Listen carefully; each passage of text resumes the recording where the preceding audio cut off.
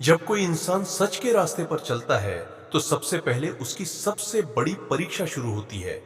वो परीक्षा बाहर की नहीं होती, वो भीतर की होती है। दिमाग कहता है रुक जाओ, दिल कहता है आगे बढ़ो, और दुनिया कहती है तुम गलत हो। और यही वो पल होता है जहां इंसान पहली बार सच में अकेला महसूस करता है। लेकिन क्या सच में वो अकेला होता है या सिर्फ उसे ऐसा महसूस कराया जाता है? श्री कृष्ण कहते हैं, सत्य को भीड़ की जरूरत नहीं होती, भीड़ को हमेशा सत्य की जरूरत होती है। लेकिन जब सत्य सामने आता है तो भीड़ उसे स्वीकार नहीं करती, क्योंकि सत्य आराम नहीं देता। सत्य आईना दिखाता है, और आईना हमेशा वही दिखाता है जो हम छुपाना चाहते हैं।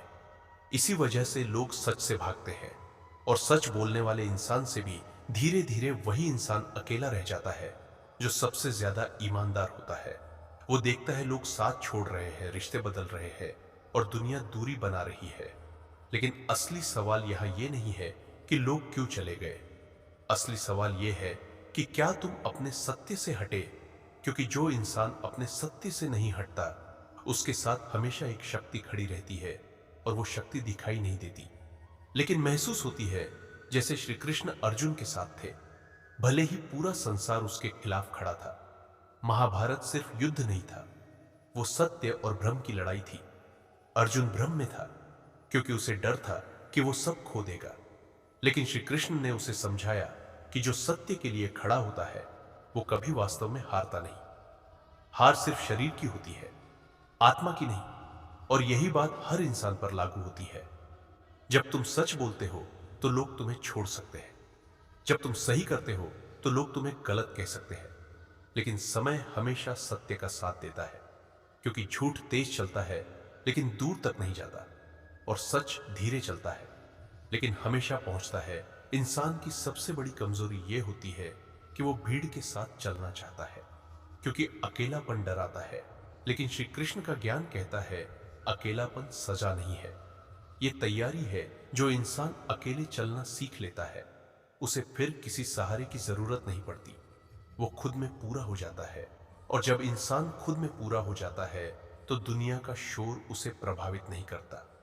फिर चाहे लोग उसके खिलाफ हो या उसके साथ हो, वो स्थिर रहता है, क्योंकि अब वो भीड़ का हिस्सा नहीं, वो सत्य का हिस्सा बन जाता है।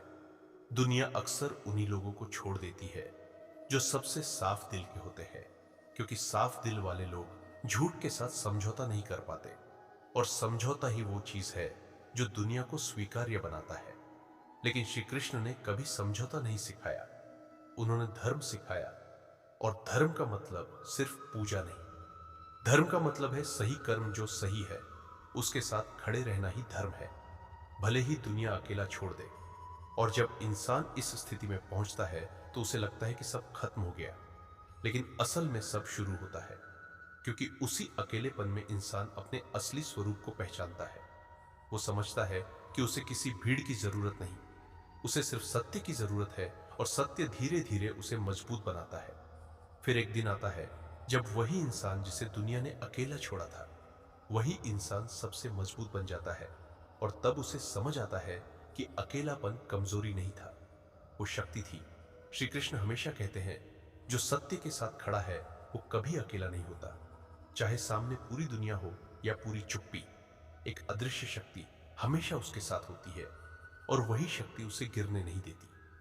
इसलिए अगर आज तुम अकेले हो, अगर लोग तुम्हें समझ नहीं रहे, तो डरना मत, क्योंकि यह संकेत है कि तुम सही रास्ते पर हो। और सही रास्ता कभी आसान नहीं होता, लेकिन वही रास्ता तुम्हें वहां ले जाता है जहां पहुंचना हर किसी के बस की बात नहीं। और याद रखना, सच्चाई हमेशा अकेली रहती है, लेकिन वो कभी हारती नहीं।